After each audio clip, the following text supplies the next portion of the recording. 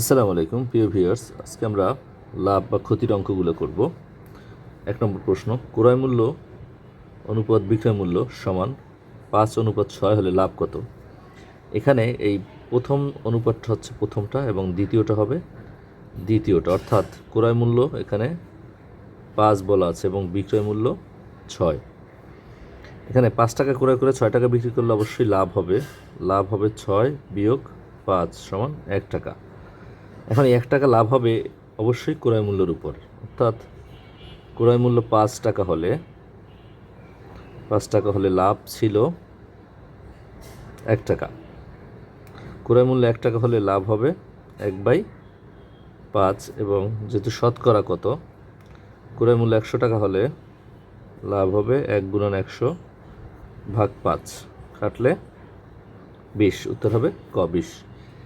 প্রশ্ন 2, একটি দ্রব্য 25% লাভে বিক্রয় করা হলো, বিক্রয় মূল্য এবং ক্রয় মূল্যের অনুপাত কত? 25% লাভে, অর্থাৎ একটা প্রোডাক্ট যদি ক্রয় করে 100 টাকা দিয়ে, এর বিক্রয় মূল্য হবে 25% লাভে, মানে 100 টাকার প্রোডাক্টে 25 টাকা লাভ করবে, অর্থাৎ বিক্রয় মূল্য হবে 100 + 25, অর্থাৎ 125।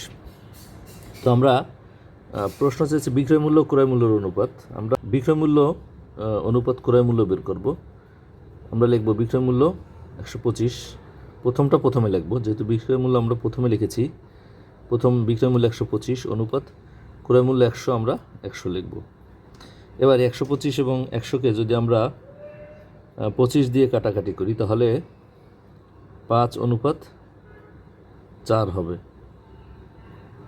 কারণ এটাকে যদি 25 দিয়ে কাটি তাহলে 5 হবে, এটাকে যদি 25 দিয়ে কাটি 4 হবে। সো 5:4, এটা হচ্ছে বিক্রয় মূল্য অনুপাত ক্রয় মূল্য।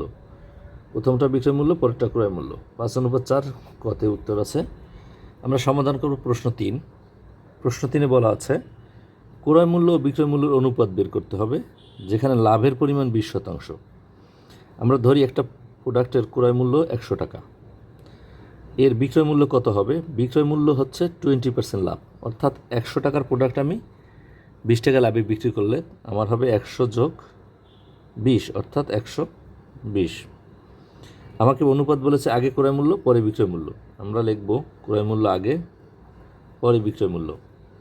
তো এক্ষেত্রে আমাদের ক্রয় মূল্য অনুপাত বিক্রয় মূল্য, ক্রয় মূল্য 100 টাকা আগে লিখব, অনুপাত 120 টাকা পরে লিখব।